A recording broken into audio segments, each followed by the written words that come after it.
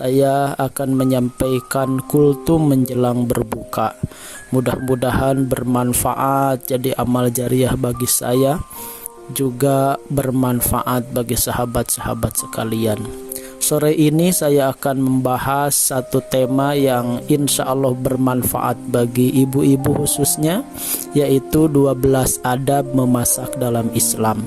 Materi sederhana memang, tapi jarang yang tahu. Jika diamalkan tentu masaknya akan jadi ibadah, akan sehat, lezat, bergizi, dan tentu riang gembira penuh syukur.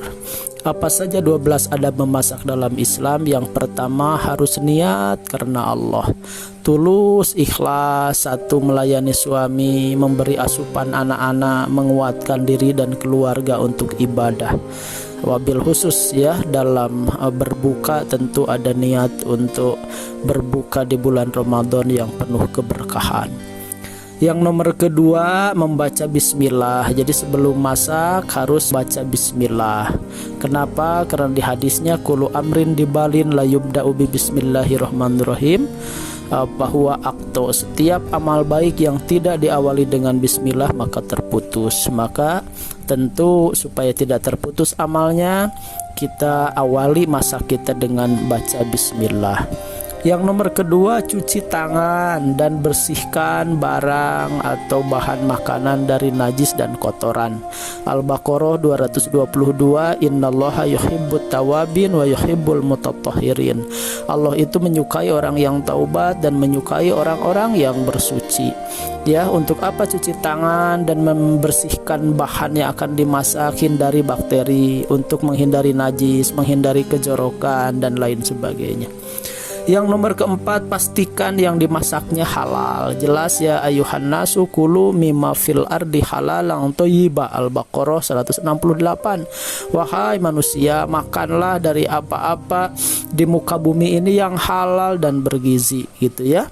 Halal zatnya, jangan sampai nauzubillah ada babi, ada anjing, bangkai, sesajen sembelihan, darah yang bertaring, gitu ya, atau kotoran. Proses campurannya juga harus penyembelihannya bagus, gitu ya, tahu dipastikan itu halal, gitu. Insya Allah itu akan barokah. Dan cara memperolehnya juga ya hati-hati, jangan sampai ya terbuat atau diambil dari hal-hal yang haram. Selanjutnya yang nomor keempat, gitu, pastikan yang dimasaknya tadi udah keempat, sekarang kelima, pastikan makanannya thayyib, bergizi. Karena memang di Al-Qur'annya itu tadi Al-Baqarah 172, ya memang ya ayyuhalladzina amanu kullu min thayyibat ma razaqnakum. Hai orang-orang beriman, makanlah dari makanan-makanan yang bergizi dari apa yang telah aku berikan kepada kalian. Ya, jadi sayuran, buah-buahan, biji-bijian, ikan, telur, daging, susu dan lain-lain ya. Yaitu yang bergizi. Yang keenam, pastikan masakannya matang supaya tidak memadorotkan. La dororo wala diror, tidak boleh membiarkan diri dimadorotkan, tidak boleh memadorotkan orang lain juga. Ya, jadi dipastikan masakannya harus matang. Kenapa? Ya daging itu kan kadangkala daging ayam tuh banyak bakteri. Kalau tidak matang bisa jadi uzubillah jadi penyakit. Singkong gitu ya, ada sianidanya, maka harus benar-benar matang. Telur itu, di telur itu katanya ada bakteri ya, ada salmonella namanya.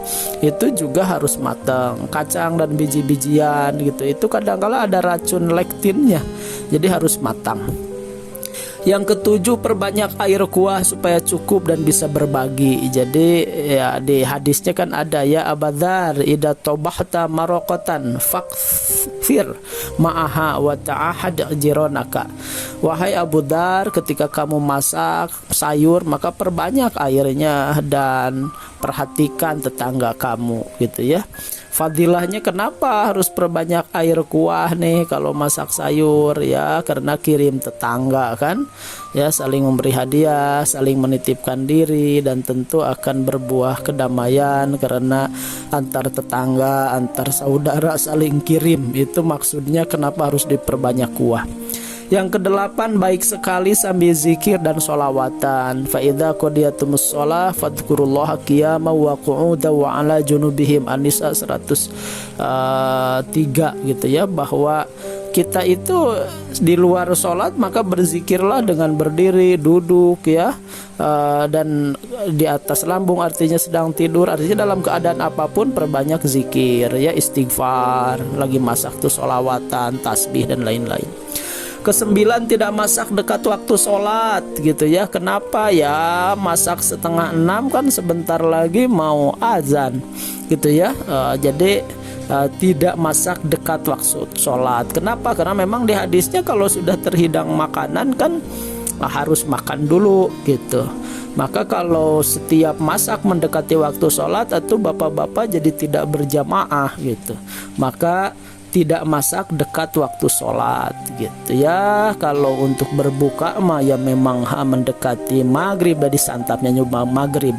Tapi di luar saum memang hindari dekat ke waktu sholat, karena nanti tanggung pas matang pas waktu sholat gitu ya. Akhirnya sering sholatnya tidak berjamaah karena harus makan dulu. Kesepuluh, tidak meniup makanan untuk mendinginkan gitu ya. Jadi biarkan saja supaya dingin dengan sendirinya. Kenapa? Karena Rasul memang melarang. Anna Nabi SAW naha ayatanafas fil ina au yunfakh fih. Jadi Nabi SAW melarang untuk bernapas di dalam wadah dan meniup ya makanan. Kenapa ya? Kotor dari makanan itu oleh air liur, bakteri, virus kadangkala dari tiupan kita, dan tentu kesannya tidak sabar ya. Jadi tidak meniup makanan. Ke-11, tidak menghidangkan di wadah emas dan perak. La tasrobu fi aniyati dzahab wal fiddah wa la ta'kulu fi sahifiha. Tidak boleh gitu ya menghidangkan sesuatu di wadah emas dan perak di dalam Islam ya. Wala ta'kulu fi sahifiha, tidak boleh makan di loyangnya, di piringnya gitu. Yang ke-12, sesudah masak mengucapkan alhamdulillah dan tidak boleh mencaci makanan. Abdul dzikri wa abdul du'a alhamdulillah gitu ya. Dan di hadisnya ma'aba Nabi sallam ta'aman qat. Nabi itu dari dahulu tidak pernah mencaci makanan. Ketika beliau berselera beliau makan. Wa in karihahu tarokahu, jika tidak berselera beliau tidak makan, tapi tidak menjelekan makanan. Jadi separah apapun hasil masakan kita, hindari untuk mencaci makanan, mencela makanan. Alah ini makanan keasinan, alah makanan itu nggak bener, ini bla bla, itu nggak boleh ya. Bagaimanapun itu rezeki dari Allah. Kalau berselera makan, kalau tidak berselera tinggalkan. Jangan sampai mencaci maki makanan. Itulah 12 adab memasak dalam Islam. Mudah-mudahan bermanfaat. Terima kasih kita berdoa kepada Allah, mudah-mudahan saum hari pertama ini diterima oleh Allah Subhanahu wa taala, dan masak ibu-ibu jadi amal ibadah, juga bapak-bapaknya dengan keridhaan, dengan mengapresiasi gitu ya, memuji, itu juga ibadah tersendiri. Mudah-mudahan jadi keberkahan bagi semuanya ya Allah ya Rahman ya Rahim. Terima ibadah kami di hari pertama bulan Ramadan ini ya Allah, dan beri kami umur dan kekuatan untuk menyelesaikan saum di bulan Ramadan sampai kembali kami kepada kefitrahan nanti.